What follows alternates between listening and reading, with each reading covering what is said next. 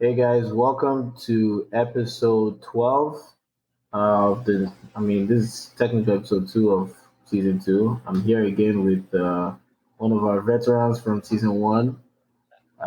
He doesn't need much of an introduction, but let him debut his London for now.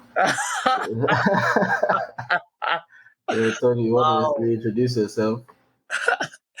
Okay, guys, it's your regular guest, Anthony, Chief of Lagos, OC. I don't know how many names. I don't know who knows me by. You can't be OC on my show. I don't think I can be There's OC only on my one channel. OC on this That's show. so.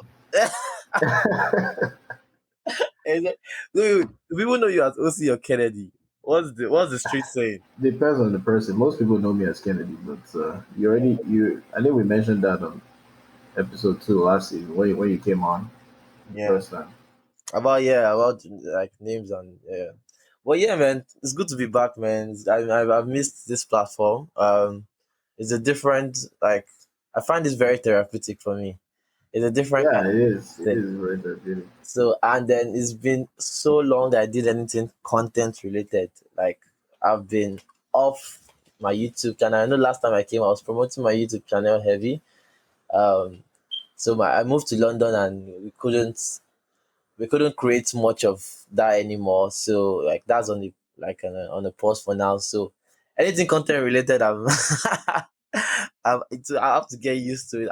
I don't even think I'm sounding as eloquent I was the last time. But You're supposed to be time. you're supposed to be giving us some in it by now. I don't know what's good. How long have you been in London now? And okay, moving to that point. After setting me up, Kennedy, please don't set me up like that. Uh, First of all, my London experience has been very funny. I came during the midst of a pandemic, so I wasn't really given the Full experience. opportunity to learn all the innate and the whatnots and drink crumpets and all the British stereotypes. I didn't really experience that. And then after I came out of the pandemic schooling, instead of going straight to working with in the main like ecosystems of London, I'm working in a very Afrocentric ecosystem right now. So Yeah. I'm living a very Nigerian experience in London. But we'll get more into that later. We'll get more into that later. So, well, yeah. So that is the explanation for why I have no. I still sound like I am in Lagos. If I'm being honest. So yeah, man. Man, it's been a while. It's been a while. Like I didn't realize until like when I recorded episode 11, which is not out yet. On I think was it on Sunday? No, Hmm. Sunday was yesterday. No, I think it was on Saturday. It was on Saturday in the Hmm. afternoon. So until then, I didn't realize how long it had been since I made an episode. I think the last episode I made was the one I did, the bonus episode I did for Black History Month. And why is Was that, Kennedy? the Why last did one. you abandon us? What's the explanation? Man, the funny thing, first of all, before I get to that, the funny thing is, I think I was recording episodes. So my first episode, I think, was in October. That was after the 2010 20 Yeah, thing that the happened. that rubbish. Yeah, that was my first episode in that month, anyways. And my last episode was in February. So all of that stuff that felt like so much content was in the span of 4 months. What? Yes, yes. And then I took a break for almost 8 months. So would you say you burnt out? No, it's that's not really what it was. So it didn't first of all it didn't feel that long. Like I kept being like, okay, I'll get to it next month. I'll get to it next month. Before I knew it, like Procrastination is a 6 months bitch. had passed and I was like, okay, this is too long. I actually have to get to it. And now all that was left was okay, what weekend do I start? What Yeah, weekend do I start? Like a lot happened. yeah, A lot happened. So after February, I got a little bit busy. I was doing some well, I was always doing job hunting anyways. yeah. So I actually got a new job offer. When did I get the offer? I think it was the beginning of March. I got the offer. So like a lot was changing at work. I was just basically trying to tie things up, trying to make sure I wrap things up over there at LinkedIn, Yeah. which I did, and I started my new job company called Cloud Saver. It's a remote position actually. Started at March, maybe like the 15th, I think it was. And you would think, okay, now I'm working from home, so I have more time, right? But that was not how it That's didn't an work out like illusion. that. It's an It didn't illusion. work out like that. You mean So you have no breaks and no time for yourself? yeah, and it's not. It wasn't even by enforcement. Like my Yeah. first few months, I just basically turned into a workaholic. There was no boundary Yeah. between There's no work boundaries and between home. work I and was just yeah. working the whole time. Like sometimes Great. I find myself I have to go. Okay, at 9 o'clock, I'm like, okay, I have to close the laptop now. This is Yeah. madness. I have to close it. And because of what we do too, it's like the work. There's no point at which you're like, okay, I've finished all the work. Yes. So It doesn't. it's like a startup, yeah? Yeah, it is a It's startup. It's a it's, startup. it's a similar experience I'm going through. I'm working at Smade Lounge in UK, and I'm part of the founding team of like the first management. So it's almost like a startup too. You like this the same startup energy. You get me. A lot of the processes are just being formed. A lot of the rules, regulations. What are we supposed to be? What the vision is. You understand? So it's like starting a new business. And what no one tells you is like, which is what we're talking about now. There is no set organizational structure. You get what I'm trying to say? Like maybe yours might be a little bit more advanced, but for me, like everyone has to just take ownership of okay, we need to get stuff doing. You get what I'm trying to say? Especially when your team is not so big. So like for us, the management is just two people, and then we have our owners, and then we have so many other stakeholders, but they are not really being paid by the company. They are just like consultants. So it's just it's a lot. Yeah, it It's sounds a like lot. it. It It's sounds like like I'm it. running my own business. So but I'll go more into like myself later. I'm just trying to into what I do now Yeah, and stuff like that later. But I'm just trying to like empathize with you on like working in a startup. It's such a different environment from like where I used to yeah, work in KPMG, where everything was set. You know, you had your job for the day. If you did this, you're correct. Like you're like you did a good job. If you didn't do those set jobs, then you did a bad job. You get like everything made sense. But now yeah, it's all over the place in the startup. yeah. It's really up to like personal personal accountability, basically, is what it comes down to. But like you said, Yes. Yeah. yeah, there's a Yes. structure. But for instance, I think when I joined the company, I was probably the fourth cloud analyst that was hired in the company, and then there was the CEO, the director, and there are like three developers at their own end. So maybe all in all, we're less than 20 people. God damn. Currently, we're still less than 40 people. We've hired a lot more analysts Okay. since then. We're still less than 40 people. So Yeah. when I started on, like, I was struggling with, creating the demarcation between working and, everyday life. I didn't even have time to like focus on the certification I was trying to get anymore. I kind of got swallowed by the whole thing. But Yeah. gradually over time, I started, pulling some of that back. Like, okay, let me go work out. When I go work out and I come back, that's like a way to divide work time from personal time. Yeah. So I was getting better and better with that, until like, when was it? I think it was May. When it was in May, I actually got promoted from a cloud analyst to an operations manager. Oh, nice. So it's like my whole work life thing started from ground zero. God so, damn. so I kind of got used to what I was Yeah. already doing before Yeah. and knew how to demarcate it. But when that happened, and I guess some of the workaholism paid off. I guess so. Maybe it Yeah. wasn't a complete waste. But then I was like, I went back to ground zero, and now I have to get used to my new duties and Yeah. how to segment them from my regular life too. So it's been a mess, man. It's been crazy. Then May I went for this bachelor's party thing in Miami too, and then there was another wedding again. Like, dude, I think I went for two. I went to two weddings in July. There's, there's been a lot, but I think in July I was in Houston. Yeah. I was in Houston 3 out of 4 weekends God in damn. July, God damn. because there was one bachelor's party in Miami, there was another bachelor's party in Houston, then there was one wedding in Houston and another You know, wedding. like we came from the pandemic, so everyone is trying to get back. Yeah, so it's like Like, that part of the year was just gone. So yeah. it was around August that now started to, okay, August, September, I started to take stock. Okay, so what's going on? That's when I had the free time to start thinking, okay, so what's how do I even start this thing again? That's when I even realized wow, it's been how many months? Hmm. But it's good to be back. It's when I did that last episode. Honestly, like the episode 11 when we were recording it on, I think it was Saturday. Let me call it Saturday. At first, I was like, I don't want to say nervous because it doesn't make sense, but a little bit anxious because I wasn't used to it anymore. I didn't. It Yeah, felt like I hadn't been that long, but I wasn't used to it anymore. It's like wow, it seemed like the guests were even more at ease. It, yeah, like, yeah. I think that episode we're supposed to do it remotely like these, but I can't remember what it was. I think she had a connection issue or something. So she ended up coming to my place. She and her cousin that I know from UTA, they came over to my place and recorded it live.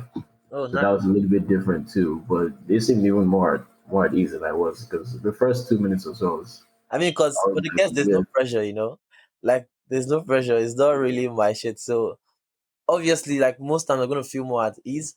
But at the same time, because it's your show, you should still have that degree of comfortability. Yeah, But at that, once you've taken that long break, that feeling of "Am I doing this right?" is always gonna be there. You get. yeah. I was just telling you before we took the call, like I was trying to record a video just to like a short like for Nigerian Independence Day, just like a short independence message for my lounge. Like people should come around, let's party. I did like 7 takes, and I was like, none of this is gonna work. Like I look like shit. My angles are wrong. My voice is fucked up.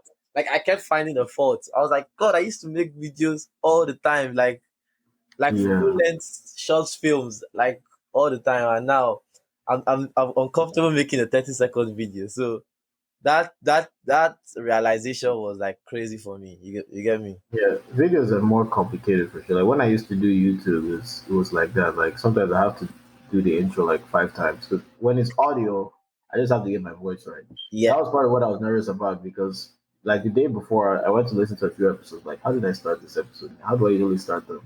How do I usually end them? So I had to go listen to it. Because I don't know if you listen to the very first episode, I didn't really have a thing down. I just kind of did whatever. yeah, The yeah. second one, so I just kind of did whatever. But by like the fourth, fifth, sixth episode, I kind of had down what I was doing. But then I lost it again because after the break, then I was thinking, how did I start this again? That was where most of the nerves are coming from. Yeah. So once I did the intro, it's like, and we talked a little bit for like 30 seconds. It was like, okay, this feels familiar again. So things are How do you feel back now? in the loop now. I feel much better now. I feel like it Nice, feels almost back to normal now. Like nice, nice. this ending this episode, yeah, I think it's back. Even the ending, like it's. I just have to remember, like my whole thing for this was I don't want to overthink it. It doesn't. I don't need it to be, That's scripted or anything. I don't want to overthink it. I just want to let it to flow naturally. I just have to get out of my own way to let it flow naturally, basically. yeah, yeah, and that's why I wasn't given any topic or preparation for this episode. Nothing. We are just freeballing, guys. Yeah, I mean, when I thought about okay, what should we record? I was like, yeah, I mean, you've already been on the show. You've been on the show what twice now, right? Yeah, Two or three right. times. So I was like, I mean, as far as topics, typically when I come up with topics with people, I'd like to go with okay, what's their specialty, what area they're in. Yeah. So I was like, okay, you've already kind of done that somewhat. So why don't we just go with what we've been working on, what you've been doing? And I saw your estimate stuff. I was like, okay, this is perfect. I've been wanting to ask you a lot of questions about this. First, I saw this estimate place. I was like, okay, okay, Stop cool. calling it estimate. It is fucking Oh, with guy, in my head is estimate, please. I can't rewire my brain right now. As far as my brain is concerned, it's it is estimate. fucking with me, and you're probably giving the wrong impression to some people now. You're gonna get stuck in their brain the way it's stuck in yours. So, guys, it is called Smade. So, right now, perfect segue for it anyway. Um, right now, I said a bit about it before, but let me really go into it now. So, right now, I'm currently the assistant manager for a new lounge in London. It's called Smade Lounge. Um, it's owned by the biggest black promoter in London, Smade. And Smade, the name Smade comes from self-made. So his name is Okay. so self-made, and his name is also Ade. So it's almost like a acronym and a name, like a play on words and everything. So Smade, and it's just, so he's the biggest black promoter in London, and he promotes under Smade Entertainment. So Smade Entertainment, they are the ones in charge of. So he's the founder of Afro Nation. I don't know if you've heard of Afro Nation. The one Afro that Nation, like the one that I they think did I'm in going to. Portugal and I'm going to Ghana. Afro Nation Puerto Rico actually. You're going to the Puerto Rico one. What? Yeah. So what the team in charge of that? Yeah. Oh, you're going to be there? Oh, I'm gonna be one. I'm one of the organizers. Ah, So okay, okay, okay. so Confirm, so the confirm. entertainment in charge of Afro Nation, in charge of events like Yam Carnival. I don't know if you've heard of Yam Carnival. And I've then heard even now. before the event, we used to like any if you want to bring an artist to London to perform, you have to talk to Smade. You understand? So he has brought over 200 artists to the UK to perform. He is the one that really brought Afrobeat to the UK scene. You understand? He had the vision of bringing Afrobeat to the UK scene, and today that vision has become a reality. You understand? So most of the concerts Whiskey's made in Lagos concert were the ones in charge of it. The ones in the O2, the one at the O2. Yeah. 3 days that I sold out were the team selling it. You understand? So that's where he really made his money. And then that money is what he has invested in Smade Lounge. It's a beautiful lounge in Ilford. If my Londoners and English people listening to this now. So it's in Ilford, East London. Beautiful lounge. We have a games room, a main room, outdoors, VIP room, cinema room, everything you need. Is like a factory of entertainment, and we're Ah, Afrocentric.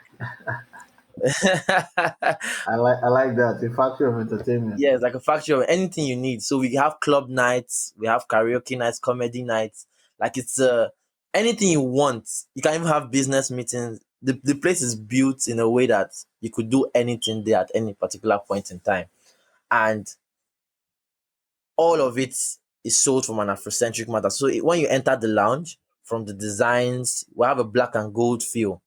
So our colors signify the strength of like African entertainment, our brilliance, exotic nature, even the designs to the walls. We have like black walls with gold dots, polka dots on it. Like we have various things going. I can't really say it all because it's visual, so I can't really explain it all, but it's an experience.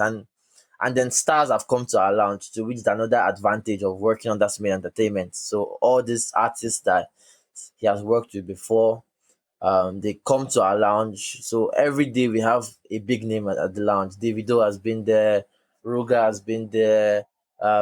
This weekend we had the comedy night with Shei Law, one of the legends, OGs in the comedy Yeah. industry. He brought a few friends, they performed. That's going to be a regular thing at the lounge now. We've hosted so many people. Stoneboy from Ghana has been there. I can't even really name it all. Every night Yeah, is a because surprise. You when I understand? first saw you posting about it, I was like, okay, okay, this place looks cool.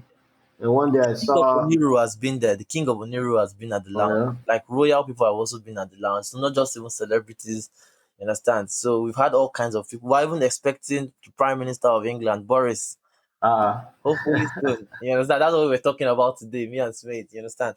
So it's I've been honored to be able to work on a project, and yeah, it has been a wonderful experience.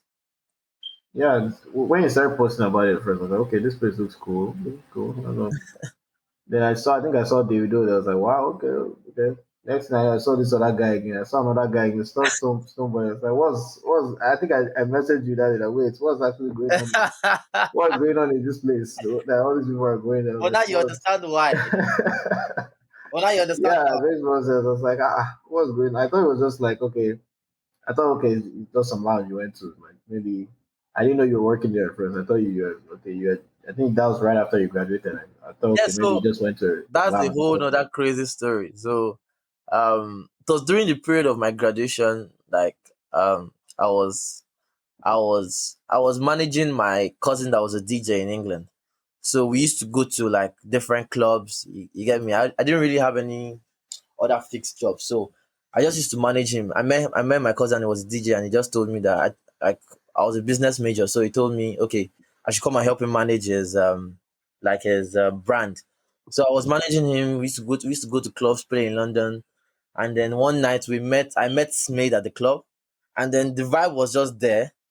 And then the next week he told me, after like we had a few conversations, he told me he wants me to help in the management of his lounge. So it was just a so one day after my graduation, Like I originally graduated, and the next day I started working there, and the next week the lounge opened. You understand?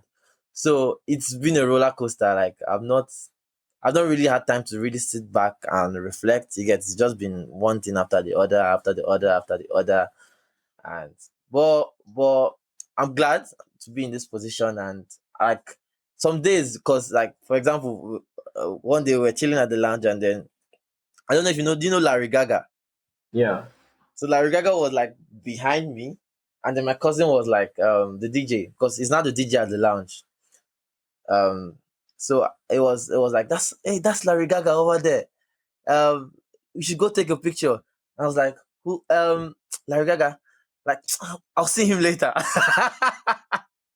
So like, Wow. I didn't realize, but I was just busy, and I was like, later, later, like that kind of thing. Like I got jaded without knowing I was getting jaded about the process. So my point is like, when you see this, like when you are in it, even though it was a short period of time, it's easy to get like carried away. That okay, like what you're experiencing is not the norm. You understand what I'm trying to say? Yeah. So like like when I'm having conversations like this, I'm really reflecting on, okay, like just a few months ago, I was in my room in London, trying to figure out like a new city, new environment. You understand? And then right now, I'm even like I'm I'm I'm I'm pushing away the opportunity to even like take pictures or videos with like celebrities and stars. You understand? So it's easy to like get like forget. That's what I'm trying to say. Yeah. So yeah, I'm glad about the opportunity, and yeah, it's also fun. If you're in London, you should come around. Like I said, you never really know what's happening on every night, and it's just like, even if nothing is really happening, just if you want to just relax and just chill, it's also that kind of place too. You get. Okay. So Who yeah, was your cousin? That's the Andy Moore guy. yeah, that's DJ Andy Moore. Yeah, is one of the baddest DJs in London now. And if it wasn't bad, it won't be the DJ of the lounge, because obviously for the owner of my lounge to make him the DJ of our lounge, like, he knows a lot of DJs, you get. So Yeah. he played a couple of nights um at some of the other lounges we manage, because another thing that we do as main entertainment is that we promote for clubs. So we have like 3 or 4 different clubs apart from our current lounge that we are in charge of, like their nights. Like we have some nights there, like LA Lounge. If you're in London, you should know LA Lounge. Mira Flores are some of the clubs that, okay, we have days there we promote. So we gave my cousin an opportunity to perform in those clubs, and then he liked him, and then he added him to the team as our official DJ. So it's a lot of things, man. Yeah, it's a lot of things to go into, like, but I don't want to talk too long, but yeah, what questions do you have for me? God, this man say what questions you have. Well, you have already finished saying everything. Which questions? What questions do I want to have for you again? Yeah, man. But you know what? Yeah, this is my first experience in hospitality. So usually the process would be for me to like manage it, this kind of thing. Like the process would have been like, okay, I'm supposed to like either do my time waiting tables, or like Yeah. do my time waiting tables, go up the ladder, or maybe start from chef or something like that. So this is a completely new experience for me, but I'm working with like a lovely team that supports that, you get. And obviously in those areas of my weakness, I have other strengths, you get, that I'm bringing to the team. So I'm working with a team that trusts me, right from my management to the staff that are privileged that I'm privileged to work with. So all that it helps me, like every day is better than the last day, which is our motto now. And yeah, we have one of the best service in London. I can assure you of that, regardless. So if we have VIP section for me when I'm coming to London. Yeah, That's what I'm hearing. how many bottles can you buy? Eh? That's what I'm Yeah. hearing. Yeah. No, I mean, obviously. if you're coming, you're gonna have special treatment. Anybody coming, Yeah, that, just that's need to that's say, even if I'm that's what not I want to around, hear. just say Anthony. I'm friends of Anthony, and obviously you'll be That's treated right. that's what I want to hear. Uh-huh. So this Afro Nation Puerto Rico thing, what's the deal? What can you disclose at this point? Okay, at this point, we're still in a lot of the formulation stage of like the plans, but we've secured artists already. Whiskey is confirmed, Thames is confirmed. Um, we have a lot of Megan Thee Stallion confirmed. So we have a lot of acts already. Like I have 20 to 30 different artists already on board. Okay, okay, The way Afro Nation works is not like a 1 day event. It's like it spans over 3 4 days, yeah, and it's always late. Like Afro Nation is late. okay, So the okay. ones in Portugal, the very first one in Portugal, I didn't go, but what I heard of the tales I heard from I'm Portugal, not surprised. I yeah, wanted I wanted to go for that one, it was but wild. okay, I'm I not think that's surprised. they set the bar so high, and I don't know if they might be able to ever reach that No, bar. you must reach it. You must reach it. But I'm hoping I've heard good things about Puerto Rico. It's close to you guys. It's You close must to reach your it. end. Oh no, I'm coming. I'm coming. I've bought my ticket. I got my VIP ticket already. So that Really? means you are taking me backstage. That's all I want to hear. So yeah, I don't want to hear any excuses. You know, I don't need a lot any of it is excuses. a lot of it is for me now. A lot of it is because of my priority is the lounge. Like for the entertainment part, I try to like limit my input. You get, because my Yeah, priority is lounge. The lounge is just kicking off. There's a lot of things that, so if I spread out too much to the entertainment, I might wear out, I might burn out. So I don't want to. Although yeah, I've been asked to be involved more, but like I said before, like now only one body I get, now only one mind I get. So and then there are a lot of people that are ahead of me that have been planning this event. So yeah. right now I'm just like on a consulting level. So I'm not really in the inner work. So at that time for Puerto Rico, maybe the lounge would have been established. So I might have more input, more time to input on it. So but I don't know. But right now I'm not really involved in the inner workings of it. I'm just being kept up to date. You understand? Yeah. But yeah, but it's gonna be a success. It's gonna be smashing. It's gonna be like Afro Nation sells itself. Afro Nation Oh, is of it's course. one of the biggest. In fact, it's the biggest Afrocentric event we have right now. You get in terms of like Yeah. Afro beats to the world and bringing a Uh, carnival like wireless. If you've heard of wireless, what other carnivals do we have? I know you guys have a lot. yeah, I don't know. I'm not too into these things. Like, I Yeah. think I first heard of Afro Nation last year. Okay. I think Puerto Rico was supposed to happen last year, but I was so mad I didn't get my ticket on time. Then COVID happened and Yeah, COVID. We all lost a lot of that. money from Yeah, COVID. so I was like, I can't miss it this time. I put my email. I was always checking what's going on. As soon as they sent me the email that tickets are out, I just sharply went to go buy it the same day. And you bought VIP too. Yeah, so Ah. no, no, I was not taking any chances this time. No Yeah. chances. Well, you know what I wanted to talk about? What I really wanted to talk about, which affects both of us, because you just told me you've been promoted to management and operations Yeah. manager. Yeah, and we're both young. How has the experience been for you as a manager? Uh, it was different. It was different. So I don't think I've had any. I've had a little bit of management experience before, but it was very short lived.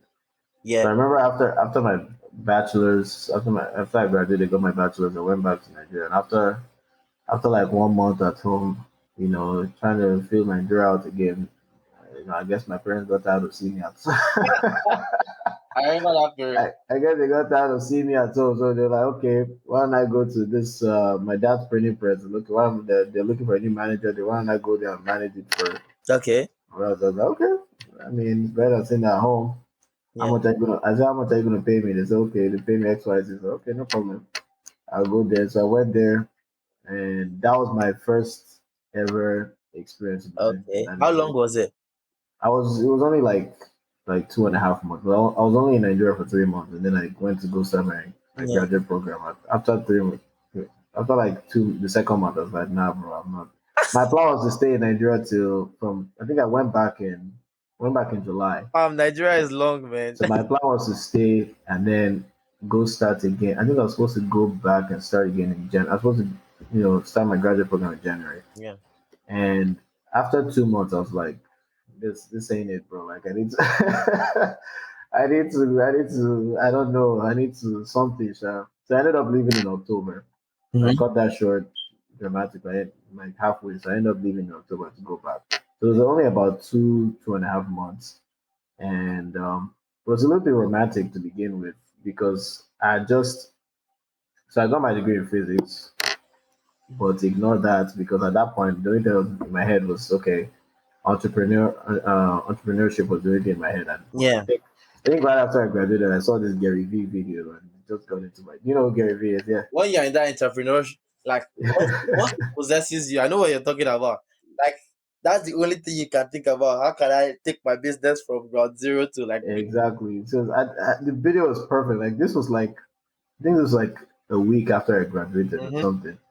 I was just looking on Instagram. I saw this video. He was like, if you're 22, well, he said 22. At the time, I was just about to turn 20. But he said if you're 22 and you just graduated, you're lucky to come across this video, something like that. And he was talking about like this is the best time of your life. Fuck, you You know. have no family, no kids to worry about, so you should take this time to experiment and figure out what you want to get. Like it was basically a video about entrepreneurship Yeah. for people that just graduated. So it was like it was targeted at me basically, and it These just freaking ads, blew man. into my head. It just blew into my head. Like, and that was I didn't know who Gary Vee was before then. That was when I first discovered who Gary Vee was, and I started following him and getting into his stuff. But anyway, let me not digress too far. Mm-hmm. So at that point, that's the kind of mindset I had at the time. So it was interesting. So even though didn't have any experience, I was determined to like make it make the best of it, basically. Mm-hmm. And that's how I got in there. And it was weird at first because I mean I feel like I look older for my age, but it was still weird considering like I'm managing all these grown Yeah. men and women. Yeah. I'm managing all these grown men and women, and they're looking at me like, That's why I emphasize on the age because being a young manager is weird. Is really weird. Like it's a weird especially in Nigeria. It in was Nigeria even where we have weirder in to owe Nigeria. respect. Like if I was doing this in Nigeria, I probably would have quit my job because I would have been able to deal with it. But in UK, at least, everyone like age is not really a big of it. Do you get what Yeah, understand what yeah. But it's so at the beginning for me, it was so like okay, how do I relate with them? You get like how do I um because even if we're in the UK, I was raised in the Nigerian environment. You get so it's still in your yeah, body. You understand what I'm trying to say? yeah. And I'm not like you. I've not spent 5 years in the abroad yet. I'm still fresh off the boat. You get so like a lot of those Nigerian this thing are still in me. You get so I was uncomfortable with it at first, but I think because of for me the volume of work and the fact that okay a lot of shit has to be done. Like at some point you just ignore it. Yeah. You get, and then when you when you um when you get used to expressing yourself the first couple of times when you have gotten used to it, then it becomes more comfortable. You understand? Especially when you see that you're not really getting blowback from it. You get Yeah. like you're not really there's no conflict arising from your tonality or your communication. You understand? Then Hmm. you become more reassured that okay, you're saying the right things and then you're hitting the right notes. You understand what I'm trying to say? Yeah. Yeah. My experience was particularly interesting Did you because get at the pushback in Nigeria? Did you get pushback? no, not Not overtly, directly. anyways. Not overtly. So at the time, I was like, when that started, I was 20, right? So it's Oh not my like goodness. now you're much older now, even like Yeah, 20, I'm 20 25 is now. young, You're man. what? 20 You're 24, right? yeah, I'm 24. Yeah. So then I was 20, right? Uh, And I mean, if I'm revealing my age, why can't I reveal anonymous people? Is well, they are anonymous somewhat, but yeah. So what made it really interesting is there's this guy who was like the de facto manager before, like he wasn't really the manager, but in Yeah. Based in on the the gap. absence of a manager, Yeah, based on the gap he that existed. no, not even me and him. It's not what I'm saying. Like before I came, is what I'm saying. So in the absence of a manager, because my dad wasn't always able to be there because he was busy. Sometimes my mom would go there, but in the absence of a manager, he was the manager basically. Yeah.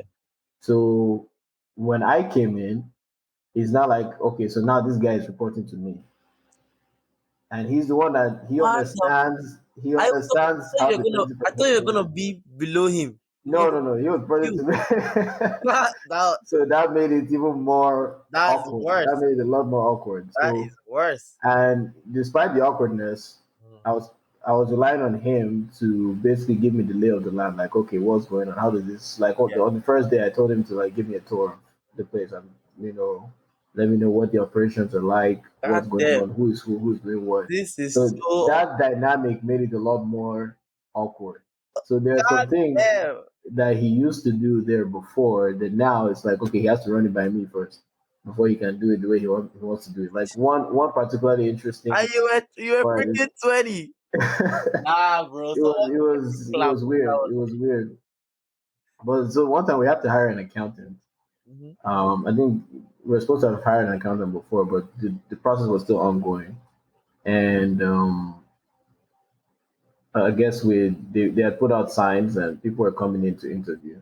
Mhm. And I think like I never confirmed this, but it was my suspicion that he had certain candidates that maybe he had referred and he was preferring. Yeah. So that's what I meant when I said not overtly. So he never said anything, but I was starting to get a feel for something that is very important in management, but Yeah. I was still picking up on then. It's like you have to hear not just what people say, but what they don't say. What Facts. they don't say is where Facts. a lot of the communication takes place. 70%. Yeah. So it's like 70%. there are certain people that were more primed Yeah. before the interview and they knew more of what they were getting into than others. And those are the people that he was kind of like trying to, Yeah. put for like, okay, I know this guy is. So that was a unique experience. That was the dynamic between me and him.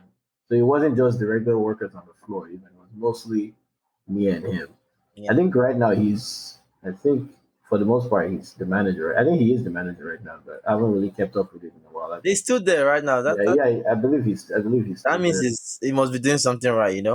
Yeah. So I mean, he knew his job. He understood the place. I But suppose. you know what, that was a soft landing for you because like at the end of the day, it was not like it was your dad's Exactly. business. You get Exactly. what's the So worst that could happen? there was a safety net. Let's Yeah, say, there was a safety net. but at the same time, because it was my dad's business, Yeah, I that went in that feeling like rhetoric of it's yeah, your I felt dad's like there was business. a target on my back when I went in.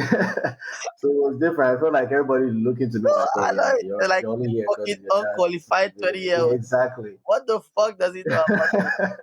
So that was another thing that made it a little bit more difficult. I felt Fuck. like I think You feel the threatened. first day I called a meeting the first day and had all the workers came into the office Oh my the god, first so day and they cute. were You all called them. looking. And I was trying to like put on my poker face or whatever, but inside I was like, oh wow, this is so. I was so nervous on the inside. But I was trying to keep my poker face. So what I was thinking in my mind the whole time is all these guys are looking at me like, oh my god, you're only here because your dad's Yeah. director. Whatever. Yeah. Fortunately, apart from the guy that I said was reporting to, I don't think any of the others actually knew how young I was. Yeah. I mean, obviously they could tell that I was young, but Yeah. they probably thought I was maybe like 25. Yeah. They didn't know that. Fortunately, I don't think they knew how young. Yeah, that would have made things even funnier. But Yeah. it was a funny experience. Now, fast forward to now, Yeah. it's again that was a few years after, but it wasn't as hard to get used to it this time. Yeah. It was a quick learning curve, let me say. Mm. And our director, who is now he's now the VP of operations, Mhm. he was like he had a conversation with me like, okay, I feel like before I was promoted, I was like, okay, I feel like you're a good candidate for this position when it opens up. Or what do you think? So we had a conversation about that, and he was like, okay, he'll kind of mentor me in the process of getting started on this. So I kind of modeled some of my management style on him, the way he Okay. does things. So that made things a little bit easier. And it's a little bit it's weird because I'm still in a hybrid position. So I'm the operations manager, but what I do on a day to day basis, about 60% of it maybe is managing people, and 40% of it I still work like I'm an analyst because Yeah.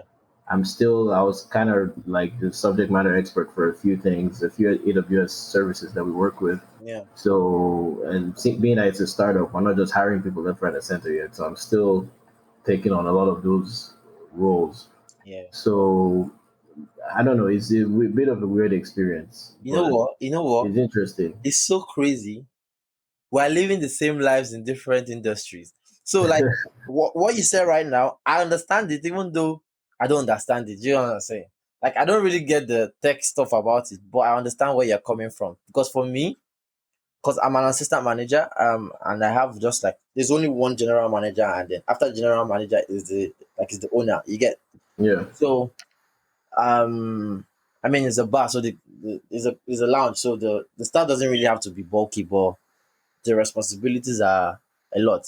So it's kind of hybrid, like almost like 50% I'm managing people, and then 50% I'm doing like staff work. Like some days I yeah, have to be like the bartender, chef, um, waitress. You get like waiter. You get so like, and I'm learning all those things for the first time too. Don't forget that, yeah, like I'm learning many of these things for the first time. So like it's almost like hand in hand. So I have to be the best version of something I'm just learning for.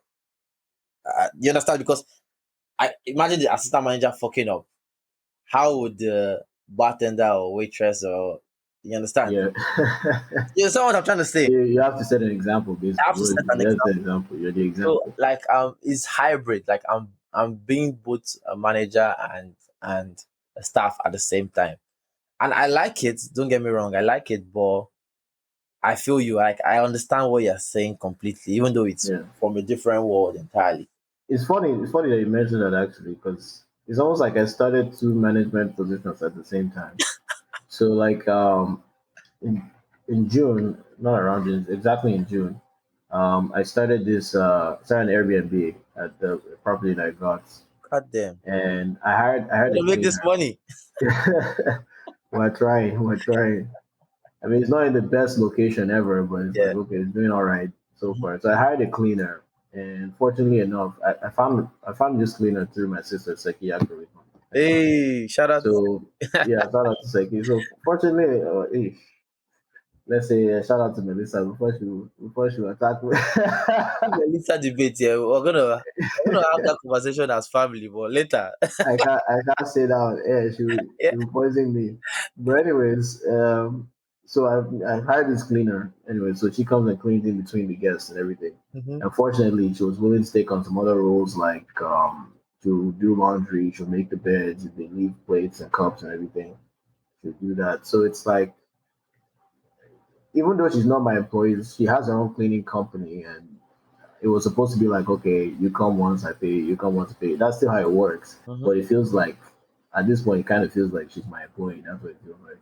So I've had to deal with that and managing guests. Sometimes guests will come in, they'll have their complaints. So Yeah. this wasn't good, this wasn't good. And sometimes I know they're talking nonsense. I know the place was fine. She sends me pictures after every time she cleans. I know it Yeah. was fine, but I still have to pacify them like, oh, okay, Yeah. it's Just all like right. I understand. You know yeah. what? I'll send Customer her is over. always right, my guy. Exactly. Sometimes I'll tell just to make them feel better. I'll be like, okay, I'll send her over the next day to clean again. Yeah. Free of charge. Don't worry about it.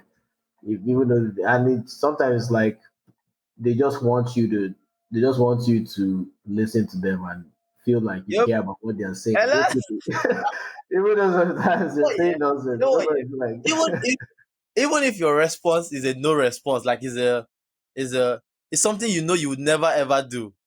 But just the fact that like a lot of people are babies. I'm just gonna say that right now. Yeah. Like a lot of you are babies.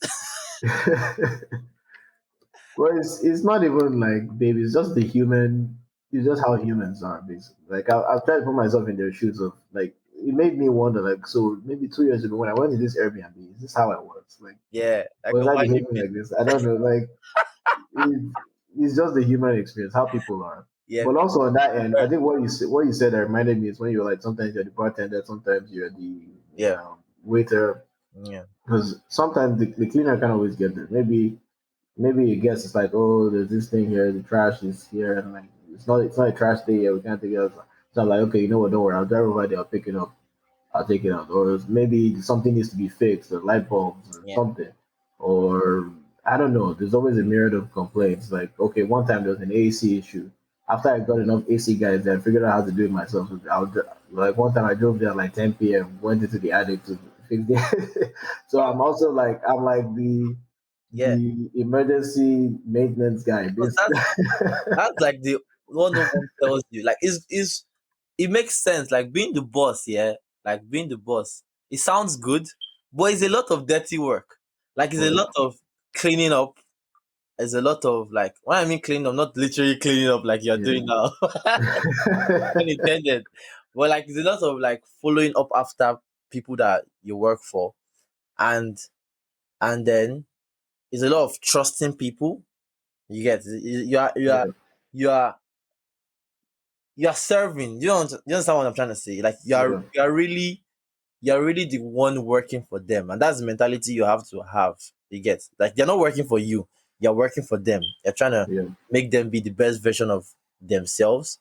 Because when they are the best version of themselves is when you can be like you can have peace of mind. You get yeah, so that's and a lot of it has to come from. I think a lot of it has come from two places: a place of respect, you understand, and a place of love. That's my. Some people might not agree yeah. with that. I agree. I mean, everybody has a different I management think like style. love, But saying love and all this shit is corny. Yeah, but I think you have to genuinely like. I'm not saying like love like the way you love your babe or the way you love. I think love is strong, but there's It's a bit strong. a better word like Gary V likes it. Although I do find Gary V corny sometimes, but Yeah, he has a lot of gems.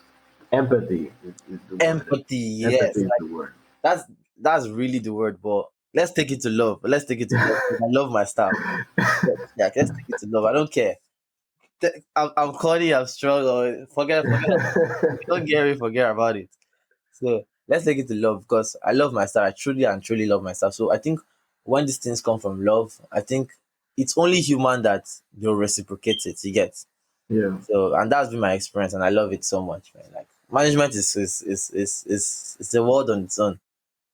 yeah. It's a very unique experience, and I think it's something that most young people today are not content with the whole 9 to 5 Mm-hmm. thing. So most of us that choose to do something about that's discontent or malcontent, whichever word we use, are going to run into having to deal with management on some level at some point. Yes, yes. So I don't know. It's a very interesting thing how we're more and more of us are getting into that area, even though we're seen as the whiner generation, but more of us are getting into that. And like We're getting old. everybody is looking for a side hustle or one business. It doesn't matter what it is. Everybody's looking for one thing to do. So you But you eventually know what? turn into the In management. as much as you say you don't want to do 9 to 5, yeah, like this 9 to 5 and entrepreneurship, 9 to 5 versus entrepreneurship debate is crazy because entrepreneurship is literally 9 to 5 without the 9 to 5, without the actual nine and fives. Do you know what I'm trying to say? Like, Yeah, if you're saying the reason for entrepreneurship, like, because people like we get sold by entrepreneurship culture, like, oh my god, I want to work for myself so that I can have my own time. No, you're not gonna have your own time. Your time, what happens is your time has become the business's time. I don't think it's so much when you say my own time. At least for me, like Mhm. it's not like I'm thinking, okay, now I'm going to have more free time. Unlimited free time, and Although that's my end goal, I that understand for the obvious. next 5, 10 years that's not gonna happen. Yeah, But it's more like I get to control the time. Even though I'm working more on my yeah, own business, yeah. I am in control of the time. If I decide this 2 o'clock to Kennedy, 3 p.m. I Kennedy, want to I be agree cruising with that. towards I 3 agree p.m. with that. I You're can doing choose it. things on your own time. But Yeah. what I'm saying that what people get confused is like people think they have more free time or it's easier. You No, understand? that's a huge. I get what you're saying. That's a huge misconception. I think the That's only the people that think that are people that have never actually tried tried it. to run a business. They're the only kind of people that would think And that. that's Maybe why, you watch Social Network and now you're all excited. Or, you watch one Gary Vee video, you watch Shark um, Tank, and now you're um, excited. I But cannot once you try it, that notion will quickly be destroyed. You realize that that's once you try for the first time, like you quickly like but then you can now get discouraged from it. You get because when people, and I think it almost happened to me, like my first foray into entrepreneurship. Like I can remember the project I started. I was 18, 17. I was so excited to start this tech idea I had formed at the time, formed the team. You get, and then I really went into it. And my guy, I quickly realized, but and when I realized, and then I went to go and do the KPM job and everything, like I was, at some point, I was really depressed. I was like, so, like, this is my life. I'm not going to be an entrepreneur. You get, because I failed, you get, like, so am I going to be like, quote unquote, cost to work my 9 to 5 my entire life? You get, am I like, what that was just like me not understanding things because of I'd carried that expectation of okay, like Mark Zuckerberg, you get like, and then when my expectation didn't meet reality, if like I did not condition myself to now realize that it's not like a marathon, it's not like a it's not it's not a sprint, it's a Yeah. marathon, it's constant failures and failures and failures, and then figuring out a formula that works. And then once you figure out that formula, then it's only up from them. It's still, even after you figure out that formula, it's still a lot of work, but Yeah. it gets, I was does it get easier, or do you just It's not that it gets easier. It's you get how do more I used to it? explain it? Like when I'm doing something that I know, okay, this is a venture I created myself. Yeah, This is what I need to do, and I'm doing this because this is my end goal. I enjoy it more. Like, yeah, I'm spending more time on it, but the time feels less. The time passes quicker. yeah. I think that for me is what balances Okay, let me with. let me ask you this question. Let me ask you to finalize this conversation. Do you think 9 to 5 is better than entrepreneurship, or one is? You think one is better than the other? No, no, that's too. It's too black and white. I don't deal in absolutes like that. Yeah, It depends on the situation. Like my current 9 to 5, it's not even. It's technically a 9 to 5, but I don't treat it like a 9 to 5. And yeah, I think it's partly because it's a startup. yes, yes, Um, Partly because I enjoy what the company has been. I actually enjoy yes. working on it. So this is probably the if I'm being completely honest, it's the first time in my life I can actually say I'm working and I enjoy what Fact, what I'm doing. same. So that's Apologies to my if ex, I'm being KPM. honest. I love you guys, but like, yeah, same, like same, and then that's another debate. So, but I don't think we have time for that in this. Yeah. Like, But let me just finish that thought real quick. So part of the reason why that is so yeah, the company is a startup, right? And we analysts, well, I'm not an analyst anymore, but we basically all the employees in the company have this how do I put this? We all have options in the company. So for oh, that's instance, fine. That's nice. I if know. we get bought out now, each of us will get a piece of what That's the good. company is worth. So not only are you trying to, okay, let me get my 95 money and get out of here. That's Not only are okay. you trying to get your end of year bonus, you also have a vested interest in the company succeeding.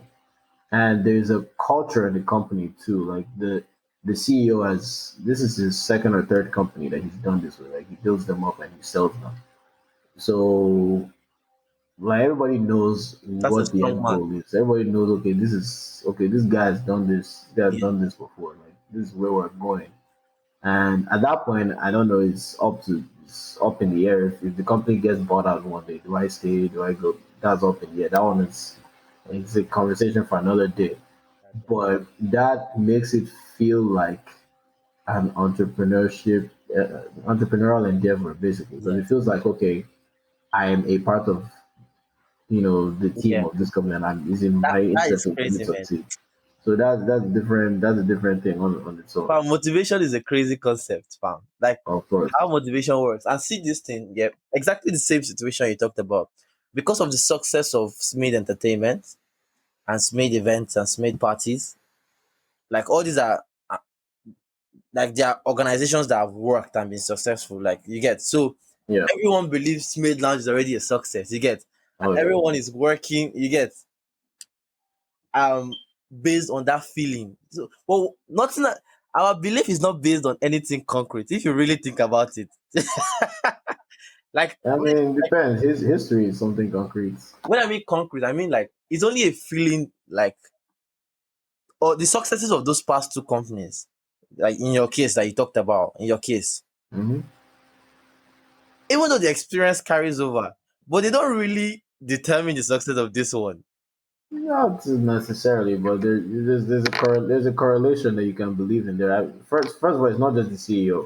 Hmm. The director that I was talking about, he's the VP of operations now. He worked in at least one other company with the Yeah. CEO. So and then they brought in another VP who's worked with them before, Angela. So she's But like all these things, the three of them are like the dream team basically. So I know. it's kind of like okay, I think you're either a Man U fan or a Chelsea fan. I'm a Chelsea fan. Okay, okay. So yeah, okay, small. But anyway, it's like you're a Man U fan now. Ronaldo has come back now. Yeah, So yeah. like you are already thinking like, wow, like But even if in you're that, thinking you finished fourth before, now you're thinking we can challenge for the title because there's that belief that but even these in that guys scenario, there's a been there, chance that done it, Ronaldo and they can can come take and us break there. his leg. Do you There's know? a chance. There's a chance. You know what I'm trying But to say? there's that belief Yeah, in it because you know this guy has done it before. This guy knows what it takes to get there. If this guy is here and we're training and this guy says, "Oh wow, that's a good training session," you can believe him because he knows back, what it back, takes. You know, back, that's where that belief comes from. back. If this guy is doing this and you can match what he's doing, then you know, okay, we're on the right track. You know, if Smith is telling you guys that okay, this is how we need to do. If we do this, this event will succeed, and you manage to do it, you already have the belief because you know he knows what it takes for Yes, something to succeed. yeah. That's where that belief. That's what that belief is born from. So, so are we saying like in this kind of situation now, um, the best entrepreneurs? So it's almost like you have to succeed for you to be known as successful. Like, do you understand what I'm trying to say? Like, what of when it's your first time? Do you understand what I'm trying to say? It's always difficult, but success tends to breed more More success. success. Success is like somebody says, success is a habit. It's Yeah. not a what was the saying again? It's I can't remember what the saying But that's was, unfair to but it's success is a unfair habit. it's unfair to first timers. Like it's unfair. Like you have to actually go through that struggle of succeeding the first time when no one believes in you. Like or like it's so hard to motivate people, for example, when you're just doing something for the first time. Everything is a struggle because no one like you've not been there before. You've not Yeah, gone through that fire. Like your word is not you understand what I'm trying to say? but that's the price that you pay for the later successes. Wow. That's where it comes from. That's the price that Let's you end the pay. episode now. That's That's the price that you pay. It's not free. bro, that's It's the not price you have to free. pay, man. That's the price you have to go through that initial struggle, man. That's crazy. Yeah, like Smith now he has paid his dues, so he gets to enjoy the fruit of his labor, future successes. Yeah. Yeah, you have to go about acquiring like I'm just remembering this line from anime, Like have you watched this anime? Sorry for my non-anime fans, for the non-anime people here. Um when they asked okay, I don't know if you watch do you watch My Hero? No, is it My Hero? Nah, I'm not into it. I'm not into Wait, that. hold on. Hold on. There's this anime that comes to mind. Anyway, the saying in that anime was like, how do I how do you reach like something about reaching the top of something, and they were like, the only way you reach the top is by acquiring more. Okay, I remember the anime now. This shit with this nonsense arc. I'm so sorry. Maybe you can Oh, you're talking about One Piece. no, not One Piece. Like what happens in the anime is that they have like Asta Black Clover. You watch Black Clover? Oh, yeah, no. I saw one episode. I was like, no, Why you I'm don't not feel into like you have to watch it. one episode? Try. Maybe one day I'll go back to it. You know what? A lot of issues in that anime. Like at the beginning, like the first 30 episodes were shit, and Can then you just imagine? So you want me to watch 30 episodes before it they were gets not there? see they were not shit. They were not shit, but they copied the Naruto storyline, so everything was just weird, like corny. You get like we've seen this before. You have that feeling of Yeah. we've seen this before, It's and a typical like shonen it's only like protagonist. yeah, so typical. So then, but then they picked up and started doing like crazy stuff, like things that have never been done before. You get so, Yeah. but it took a while. But when you get into it, like it gets really really going. And then forget about it. Forget this is not an anime episode. And hello, oh, You sorry just about forgot that. about the quotes. Oh, it was the quote that you're going to say. The quote I was going to talk about was how they talked about like the only way you reach the top is by everyone knowing that you are worthy to reach the top. Do you understand? Do you understand what I'm trying to say? Oh, that's even that is stolen from Naruto. So Even that story from Naruto, the whole Okage, even that is yeah, well, you can only the only way you get recognized is by people recognizing you. It's a simple statement, but it's one that is actually really, really profound. Do you understand what I'm trying yeah. to say? It's like the um, you don't get recognized when you're Hokage. You become Hokage because You are recognized exactly that something like that. It's not a chicken. It's like a chicken and egg situation. Like, are you a celebrity because you are celebrated, or are you a celebrity because you are a celebrity? You know what I'm trying to say? now you're confusing yourself. But I get what you're saying. So you're not celebrated because you're a celebrity. You are a celebrity because You people are have been celebrating. celebrated. Yeah. Anyways, at this point, I'm sure the listeners are wondering if we smoked something. But Bro, there's not. but Okay, okay. Quick take. Now that you talked about smoking, are you? Ah, your mom no, might listen. don't ask me this kind of question. I don't ask me this kind of question, please. When we stop recording, you can ask me that. I don't. You can ask me that question you want to ask. Okay, okay. Let me rephrase it. What's your take on weed? What? What's your take on marijuana? No, no, we'll discuss this one later. But let me just say this. Let me say this. Um, I think there's nothing inherently harmful about marijuana, in my opinion. Okay. Um, I mean, as far as substances go, if you're going to drink alcohol, I don't see why you should have anything against marijuana, in my opinion. Mm-hmm. If you're talking about it as just strictly plants, Okay. very helpful as far as, I mean, it has so many uses. If you're talking about it as something people like to consume, then yeah, that what I said earlier applies. Mm-hmm. Unfortunately, I live in a state where it is illegal to do most things with marijuana. It's illegal in Texas. From most things, so that's slowly trying to do something like I think CBD America oil. is so confusing. CBD oils are legal here Separate now. separate states having separate laws. If it fucks with my mind. Yeah, each state in its own way is like slightly independent in its own way. Yes, they're all answerable to the federal government, but they all have their own laws. They all have some authority How do to. you keep up? Like, if you are someone that moves between states, how do you keep up with the? I I mean, mean, you have to be. you probably want to look up the laws in the state you're going to before you go there. God damn, so Yeah, much work. so I mean, most people just do whatever and just be aware of the That's major stuff, the major things. So if you're somebody that smokes weed, definitely want to know what the law is on that before you go to said states. So there are some states where it's illegal to smoke weed, but if they catch you with more than a certain amount of weed, it's illegal. You go to jail. So it's like you want to be aware of stuff like that. So it's different. It's weird. Some states where you can go to a bar and buy alcohol till like 2 a.m. Some states it's 1:30. That's Missouri. Shout out to Missouri. I don't know why it's 1:30, but it's one. I don't know what the extra 30 minutes are doing for them, but it's 1:30. Then maybe in New York it's like 4. I think it's like 4 a.m. in New York. They need it So in it's New York. all kinds of different laws.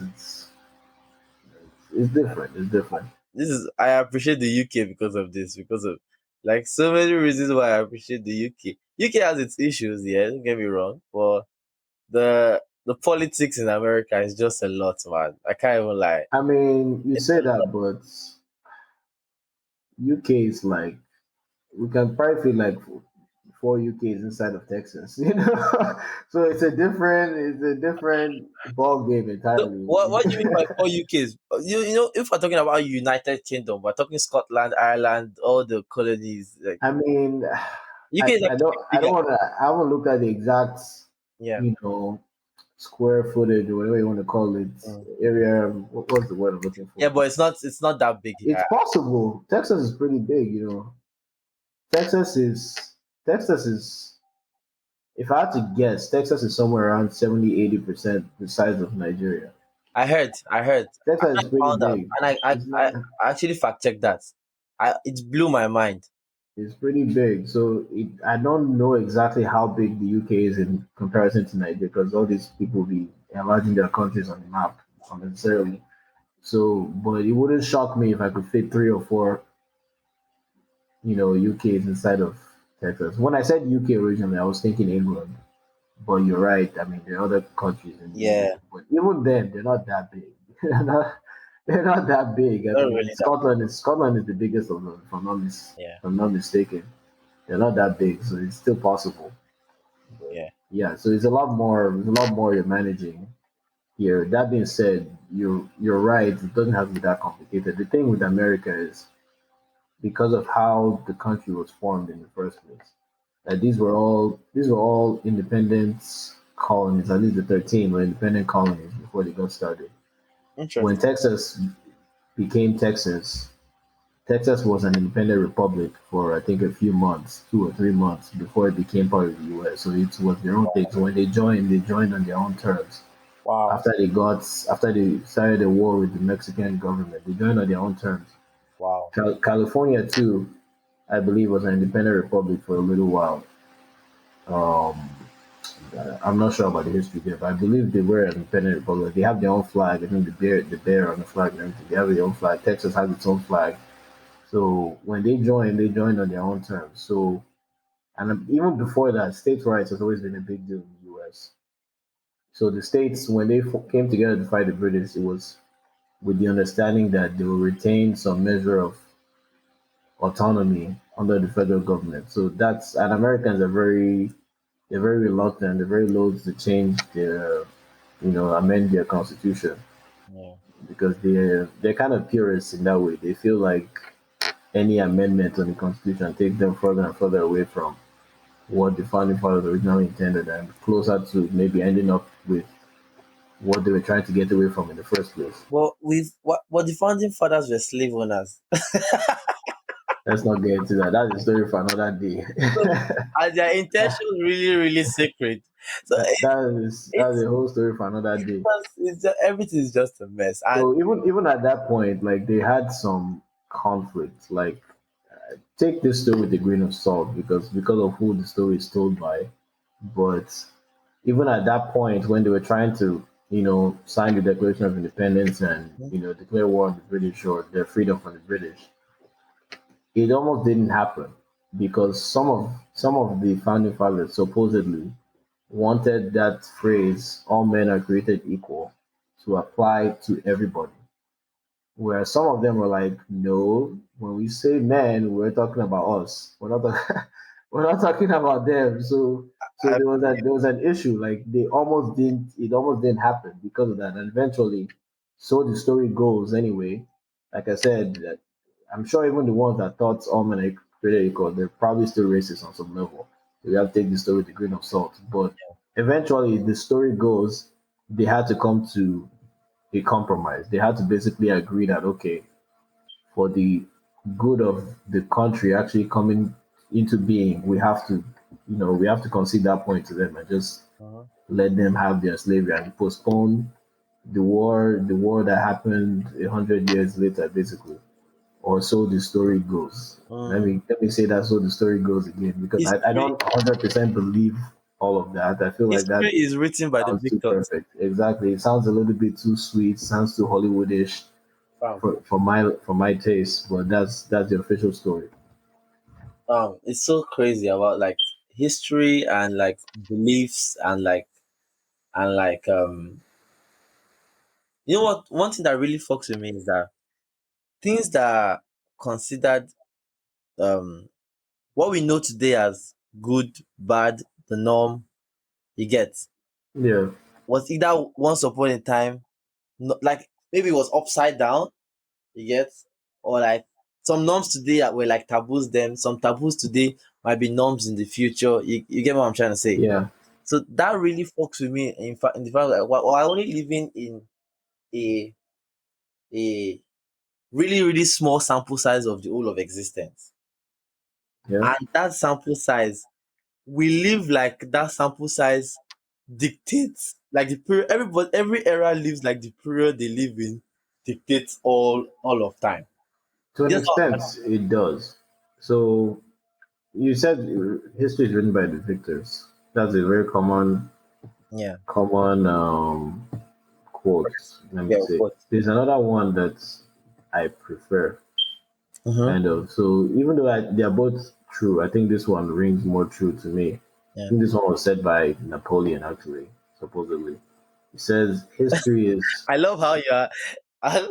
Like you, no, yeah, I like to so say that that because you have to take everything with a grain of I salt. take And I everything love with a it. grain of salt. So I have to say, like, supposedly, or like, I saw this somewhere that was Napoleon and said I wasn't there when he said it, Yeah, so I fact. don't, I don't know. But anyways, and his quotes, hammers this point home too. So what he says is supposedly his history is he's okay. I don't know the exact wording, but something like history is a set of lies that are agreed upon, basically. God damn. So we all come together, a bunch of people come God together and damn. decide this is the story that is going to be told, and that's what we know to be And that's too justice. dark now. Come on. But that's the case. That's the Nah, case. nah, I don't fuck with that. That's the case. I don't fuck with that. And That's too dark. to your point about we all act like the period of time we live in determines reality. To No, not to reality. Determines all of time. Yeah, to a degree, it's true because. And this is something that took me a while to come to terms with. I was always kind of like a purist with history, like, no, this is how it was supposed to be, this is what it was before. Ah, yeah, Kennedy, And you were. I knew I'm you slowly, were. I've slowly changed that mindset because it seems like even though all of that is true, it doesn't matter if that's not what people believe today. Fact. What the perception is everything. What people perceive to be true Hmm.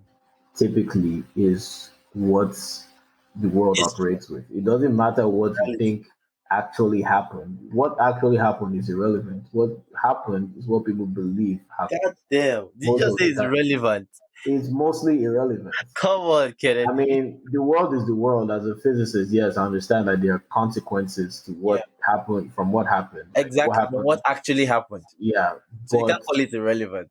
there is kind of a for lack of a better word, you can even understand it to be magic. That some people are able to create this illusion for humans and paint things like, okay, this is what actually happened, this is what you believe, and this is how we're going to act going forward Yeah. with this common belief that this is what happened. And this is how the world is shaped for the most part. This is how politicians shape the world. They tell a story and get us to buy into the story. Hmm. And from that point onwards, that is what we believe to be the truth. What really happened behind the scenes is not so relevant anymore. They deal with the mechanics of what really happened behind the Yeah. scenes. Yeah. But our everyday lives are governed by what we believe Yeah. happened. But fine. Okay. Fine. I agree completely. No, not completely, because my only nugget or where I would like to chip in is fine. That's true, because if we're all worried about what is actually true, nobody will sleep at night. You get what I'm trying to say? That is true. So in that sense is irrelevant. Well, at the end of the day, you can only control what you can control. You can only believe. You can only act with the information you have. Yeah, My only point is I do not think anyone should be too invested in any belief, which is what you already practice when you say supposedly. When you add a lot of disclaimers, yeah, what people do is we take what we are told and hold them like that. like that, like what's the word, dogmas, or what's this word that what Yeah, what has been said is unshakable. You understand? yeah, I get what you're saying. From from a perspective, I can understand why, because at the end of the day, if you don't stand on something, you stand. If you stand for everything, you stand for nothing. You understand? Yeah, Maybe at some point, human beings need to pick a side to be sane. Like exactly. they need to choose something to believe in to be sane. But I don't know if you get my point. I It's get I understand what you're saying, but as far as humans are concerned, as an individual, you can do what you have said. Like you don't have to cling to any belief as to be the exact absolute truth. As an individual, you can. absolute truth. That's But what I was looking for. in order to govern a society, the most effective way to govern a society, as far as we have witnessed in human civilization anyway, is to pick a side, like you said. It doesn't matter if you personally, you can be the president of this country. It doesn't matter what you personally believe Mm-hmm. about Al Qaeda or ISIS. It Yeah. doesn't matter. The fact of the matter is, the collective understanding of your nation is those guys are the bad guys. It doesn't matter what the truth is, but your job is to motivate these people to Yeah. one common goal. And if that is the goal that unites them, then that's the goal that you go with. And you have to go with it wholeheartedly. That's Because basically that's it, basically. once you waver, it reflects in your actions and And decisions. that's the complexity of that Well, belief I and get that. perception. For that, there's a direct motive. Like as a leader, you cannot waver. But what of us as people and everyday conversations? And like for example, um um parents forcing their beliefs on children, for example. Yeah. Um um like friends forcing like friends not being friends with each other because of having differing beliefs. You get? Yeah. There's a thing about that though. Like the reason why it becomes the collective state in the first place, like why leaders have to act that way is, and maybe this is a cynical belief that I have, and Uh, well, maybe humans will change one day. I don't know. Maybe we'll become more. I don't want to use the word intelligent. It seems a little bit condescending. Maybe that's we'll become condescending more. as fuck, bro. We'll become Our more. conversation No, I already don't. sounds I condescending. don't mean it to be condescending. But I mean, like maybe we'll get to the point where we can rise above that kind of thinking that okay, yeah, I'm Christian, you're Muslim, therefore we cannot be friends. Maybe we'll get to a point where we rise above that at I didn't want to use one specific day. examples like that, Yeah, but that's the most common yeah, that's example the most I common can example. think of. But Mhm. at this point in time, I believe the average person will still think that way about most things. It seems to be almost like a law of human nature. Like the average person, like you said, it just most people would make decisions that simplify their lives. Yeah. Most people don't want to have to deal with the Um, complexity of is this yeah. person a good person, this person a good. It's much easier to just say I'm this, you're Checklist. that. Less, yeah, it's much easier. It's not that most people are That, evil. Most people are not evil. They're not bad people. yeah. Most people just want to grow up, work, put Yeah. food on their table, take care of their children. We That's have the how most same. people are. We all have the same. Deep Exactly. down, I believe we all have the same needs. Yeah. But that urge to simplify things drives people to behave, most people to behave that way. And we all behave that way. To be It's honest, just a matter of degree. yes. It's just to what degree. There are some areas where we're like, okay, hold on now. Like this is not that simple. Let me look into it. But we all behave that way. Check Just yourself. we just choose where and when we want to apply The that ability to wokeness. discern exactly. So now what separates people that rule nations from the average person is not just the ability to know that issue is not that simple, that it's more complex than that, but also the ability to also know that whether it's more complex or not, it does not matter to the average person in this country. And how can we use that to achieve our goal? God damn. But we're turning this episode to something else right now. I don't know. Like at this point, I don't even know what I'm going to name this episode. Or tell you something. I was Kennedy, even these are our conversations are, especially when you don't give me a topic to streamline. but at least I was thinking, okay, I'll name this episode, maybe Smade Lounge or something. But now, later on, I thought, okay, maybe I'll name it something to do with management or something. Now I don't even know again. I don't even know what I'm going to call it now, but we'll see. We'll see. But let's not We'll make this too brainstorm long. These are up like the an air. hour and 20 minutes. Up the air, we'll brainstorm. I know another problem you have, yeah, with me. Because if you leave me, I can still talk for the next 2. I know. Even me too, right? So That's you the need thing. to set time limits. I keep telling you. Yeah, my usually my de facto time limit is like I don't want it to be longer than like an hour 20 minutes ish. Like that's I don't want it to be much longer than that. Okay. That's my de facto time limit. Normally I would have even been stricter, but since I haven't been recording all this time, Yeah. my squadcast hours have been accumulating like crazy. Like right now I have 47 hours of recording to Oh, use. nice. That's I not. don't know what I'm gonna do with them yet. And every month those hours are increasing. So they're increasing by I think I was supposed to get like 5 hours every month. It's just that you don't So edit. You don't want to edit your video. Your it's this. not that I don't want to edit. First of all, like why make it more complicated? It doesn't have to be. That's one. Yeah. And two, I feel like it comes across more original when I don't like. I don't know if maybe some people don't believe, but I really don't edit it that much. Usually, I just cut at the beginning, cut at the end, put the intro, outro, and I'm a victim of it. that's really how I You put it don't down. believe. Let them know That's really now how I that put it down. I'm a Are victim. you a victim? What happened? There's a lot of things I said that I never thought, especially the first couple of times we recorded. Like, anyway, I'm glad I didn't say anything too outlandish, but I really thought this man was going to edit stuff out, and I ended up hearing my exact word for words, including my errors. And I think that's why I'm a bit nervous now, because I know you don't freaking edit anything. I mean, it's a two-way street, though. It's a two-way street. If I make any errors, too, it's gonna be Yeah, it's a record too. I mean, unless it's something that's like, okay, this absolutely cannot go on there, then I'll go cut it out.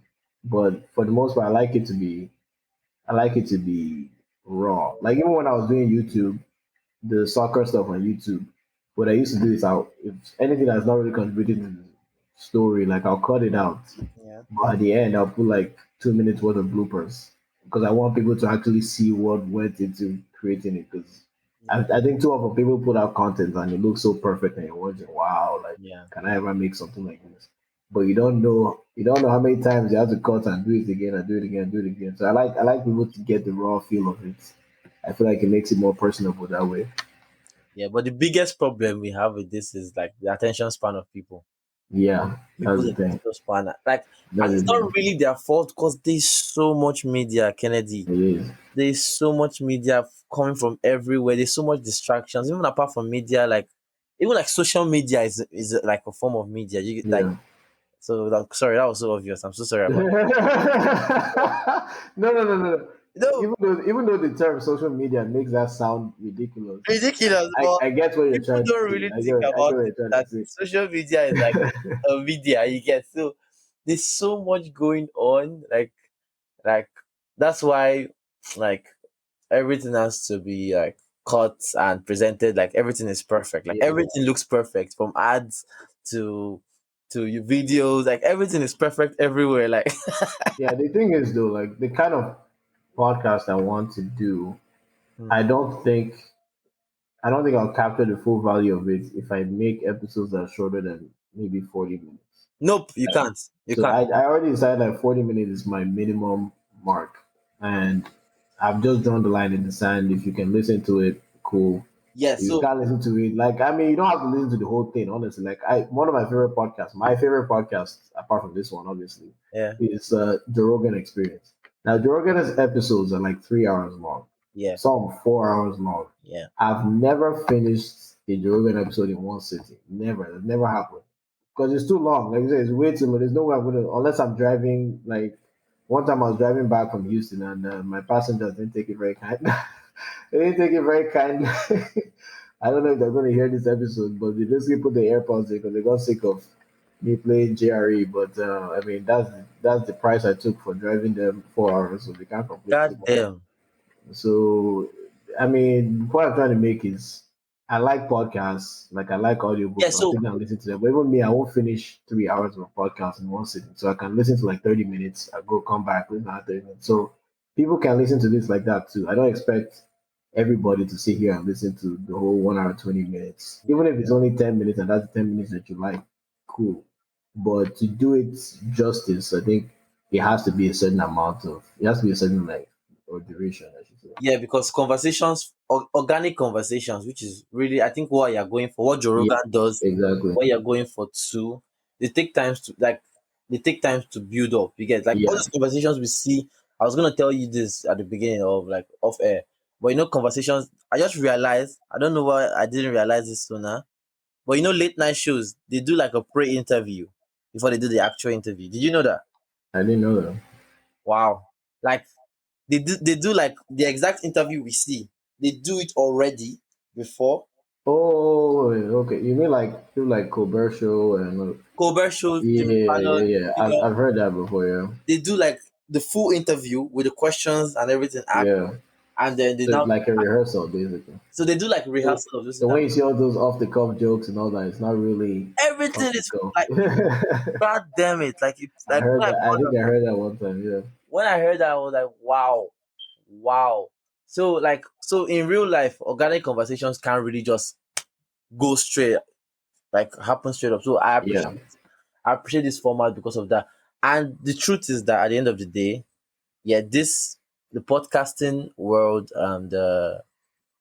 is like a, okay, if I support you, and like if I fuck with what you're doing, I'm gonna listen to it. So it's like a risky, this is like a high. People that fuck with you will fuck with this content. People that will Yeah, not will not. So you can't really, doesn't exactly. how much you market it. For example, that's not really a. Yeah, It, it's it's still gonna a help. niche. It's It's still gonna a help, niche. but it's not really the determinant of your following. It's Exactly. people that want to fuck with this kind of content and aspiring polymaths like ourselves, you know. So yeah, man. Like, if you're listening to this, man, you're a real one. If you are still here at this time, um, you're either a real one You know or you what? don't have shit to do. If you're So, listening to this still, DM me Tony S made, and you get a free aspiring polymath shirt. uh, Let's see who's gonna do that. all right. I'll That's your reward for getting this far. yeah, yeah, yeah, yeah. Don't tell anybody. I'll know if you tell anybody. So you guys just fast forward here and start. But if you're listening to, if you're still here, Tony Do you know what I just S pictured? made. Do you know what I just pictured? A What? bunch of shirts after like 6 months still in your house. No one has been sent. No, you have to give me a couple business days. I'm not ordering any shirts until you DM me. But if you're still here, no problem. And then you messaging me saying, at what point do I give out this shirts? Nah, I'm not even gonna order any shirts again. And, But yeah, the organic stuff, it takes on a life of its own after a while. It's really unique. it Like grows. so, The like the one the episode 11 that I. By the way, episode 11 is going to be called Udokan. Let me stop calling it 11. The Udokan episode. So it was supposed to be the first episode of what I decided retroactively to call season two. So it might be fitting to have some kind of intro, but I was like, I mean, screw it. You've already been here, so you know what this is. But at some point, I don't remember if we recorded this or if this was before the recording started. This is why I always tell you like stop. Let's save it for the podcast. I don't remember if this was recorded, but Amarachi, the primary guest cousin, her cousin, I think she asked me why is it called aspiring polymath? What's the oh aspiring mad. about it? Like she said it sounds like inspiring, like what's the aspiring? Yeah. And then I like explained the whole process and she was like, oh, okay, so that's why it's okay. So even though that was not scripted, if you heard that, if that was recorded, I don't remember if that was recorded. If you heard that, you might have thought, oh, okay, this is scripted, whatever. But it wasn't. It wasn't really like when you're having organic stuff like that just comes up Oh naturally without even. And that's one thing I love about it. Without even knowing it, it just comes up naturally, yeah. and it just that's one thing I loved about So JRE. Really, it's a comfortable process for both you and me. You understand? yeah, It's a comfortable process. Like it's not something I have to like. Like I'm literally just finished a 11-hour shift. and it's 5 a.m. in the morning here. So, like, it's like I wouldn't have been able to do this any other way. That's what I'm just trying to.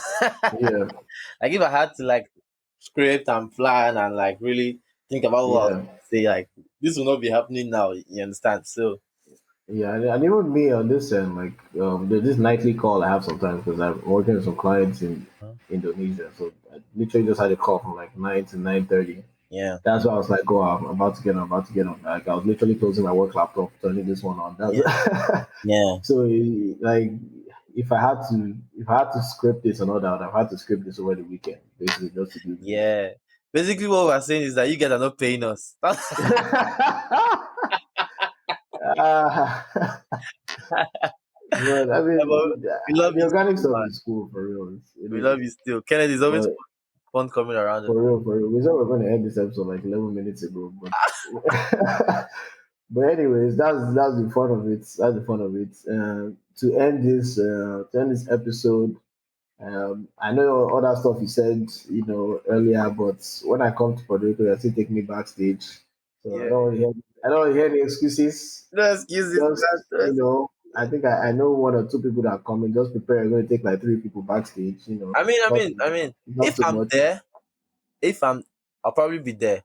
But if I'm there, obviously, you're gonna have some perks. Don't worry about that. Okay, okay, Gonna have some. okay. I heard that there'll be some pool parties to include in the VIP stuff. So, It's crazy, man. okay, Afro that Nation should be is fun. crazy. Just prepare your mind for the best time of your life. Confirm, confirm. That's Prepare what I your mind want to for the hear. best time of your life. Ask anyone that went to Afro Nation Portugal, Afro Nation Ghana. The those are the two ones that are really homecoming. Afro Nation Ghana was also wild. I had a couple of the reason why I couldn't go for Afro Nation Ghana then was I had already like organized my my my Christmas plans because it held in Christmas and I already organized like my whole like activities of fun. I'd already committed money down before I realized that okay, Afro Nation was a thing. You get Yeah, so that was the only reason why I didn't go. But even still, the stories I heard from Ghana and Portugal were crazy. And this one were coming with like extra fire because nothing happened last year because of COVID. yeah. So like everybody's extra pumped, extra ideas, extra artists. So it's gonna be crazy, man. It's gonna be crazy. Trust me. Have you been to any of the Wizkid concerts? I went to a whiskey concert 2017 in DC. No, I'm talking about the tour. Funny that you ask. I'm actually going to one this weekend. I'm going to Hey, one in Dallas this weekend. Actually, I was thinking about buying tickets. Like, should I even get it? Somebody just put in one of my groups of like, oh, I'm selling the ticket. I'm selling like half off. So I'm like, okay. I mean, that's divine providence right there. So I'm like, okay, I have no excuse not to go now. So let me just get in and go. you know So when I don't want to take you guys to one. don't start. I don't Don't want to start. I know you want to start. That's when you ask that question. I know you want to start. check out episode 3 or what was the episode where I prophesized about how the wonder this album was gonna do to the industry. And I mean, look at where we are now. I don't need to say much. Just watch that episode and then come back to this one I'm saying right now and look at the doings. You know, look No, at I mean, whiskey has made a comeback. I'll be honest and say that whiskey some has people made a said comeback. some Whiskey has people made a said comeback. Whiskey fell off. You know, He did fall off, but now he has made a comeback, some and people that said there's nothing wrong with that. some people said he fell off with this project. This project was his fall off. No, I'm not the one that said that one. I didn't say that. Well, I didn't say that. I I didn't didn't say collect that. this. I didn't I collect. didn't say that one. I don't know. Maybe Dio said that. I don't remember that. I don't remember Dio saying that even. But that's his. Yes, I mean, it's made a comeback. It's more. I'm Yeah, I mean, feeling his win is a win for everyone, to be honest. So it's a win my for. favorite jam right now is Big Mood. I mean, Whiskey has You like this song? he's doing his thing. You don't like the song? No, That's come my on, favorite jam right now, don't man. be. But you're very, very skeptical about Whiskey and his new sound. So I mean, I think he has found a way to merge it. Really, like it's not the he has come full circle from where he was to the sounds from the side nobody wants to hear to he has found a new Afrobeat the sound first, basically. that's the first time I'm So hearing that it's joke. working. It's working. It's working. It's Which working. is that what I explained then. I was like, this is the final. This is the result of the. No, let's not go into it. Go and listen to that. Go and listen to that episode and send me a DM that Tony, thank you for preaching the good word. You don't mean it. Even when Get right here. there were people trying to drag you down, trying to make you. Nah, get right here, Joe. If you don't get it, forget about it. That doesn't take anything from Burna's album. Like the thing about like the success of Whiskey's album is the way it's been received. Like Mhm. it's been received ridiculously well, actually. So I'm I'm happy. surprised. I'm Even happy when for him. I'm happy I for didn't him. see I'm happy this. for him. I didn't see this. I didn't see Yeah. this at But all. anyway, any last remarks before Man, we it's close good. this out? It's good. It's good to see you again, man. It's good to Definitely. engage. Let's try to do this once in a while. Once in a while. Yeah, man. I'm here for every season. Every if you want to have me every episode, I'm down. All right. No problem. No problem. No problem. We'll plan on that one real If soon. you ever hit the wall, I'm here. And yeah, if you're in London, if you're ever in London and you want to party with me, not just at my lounge. Like I told you, we have parties, concerts. We have Zlatan's concert coming up end of the month. So like I still work for Smade Entertainment. So if you're in London, anybody from in US listening to this or in Nigeria listening to this, and you ever come to London and you want to have a good time, check out. Just follow me, Chief of Lagos. Tell me you want to have a good time, and I'll show you around. You get, you know. I'm privileged to be where I am, and if if I can use my platform to help as much people relax, cool off. Life is hard. You get. So if what I'm doing for a living is making you feel better, come let me help you with that. You get. So Smade Lounge, LA Lounge, Mira Flores, concerts, main entertainment, the full package. I can give you access to that. So yeah, yeah, guys. All right. Makes sense. Makes sense. Me and some of my guys were talking about maybe December or January might come watch the Premier League game or something. But In London, I'm not fleshed it out yet. So not fleshed it out yet. But we'll see. We'll bro. see. I've Hopefully. I've actually not seen a Premier League game yet. I'm not gonna You're a lie. madman. I'm How so can you sorry. be living in London?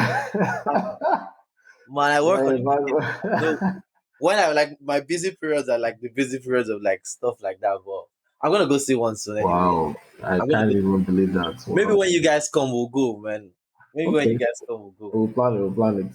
All right, man. All right, Thanks. now this was great. Thanks, guys, for tuning in again. It's another lovely episode. If you stuck through with us this long, I mean, what can I say? Just DM me for your free shirts, And we'll see you on the next episode.